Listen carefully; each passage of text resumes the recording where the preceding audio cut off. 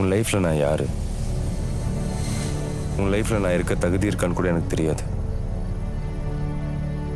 ஆனால் நீ எல்லாருக்கும் பார்த்து பார்த்து ஹெல்ப் பண்ணிட்டு இருக்க. உன் கூட ஒரு ஸ்ட்ரென்த்தாக நான் இருக்கணும்னு ஆசைப்பட்றேன்.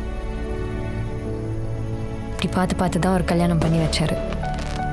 கல்யாணம் இருந்துச்சு, ஆனால் யாரும் இல்லை. இப்போ கல்யாணம் இல்லை, ஆனால் மாமியார் இருக்காங்க. எனக்கு அப்பா இல்லைன்னு என் தாத்தா பார்த்துக்கிட்டாரு. என் மாமியாருக்கு இருந்தும் இல்லாத பையனால நான் பார்த்துக்கிறேன். என் லைஃப் ஃபுல்லாக என் கூட வர்றது கஷ்டம். ஆனால் அப்பவும் சரி இப்போவும் சரி, உன்னை பார்க்கும்போது உள்ள ஒரு ஹாப்பினஸ் தெரியுமா? அது எவ்வளோ தடவை யோசிச்சாலும் ஏன்னு தெரியல, தனியாக இருக்கிறத பற்றி யோசிக்கவே தோணல. அப்போ உன் தைரியம் எனக்கு தைரியம் கொடுத்துச்சு. இப்போ இப்போ சந்தோஷம்.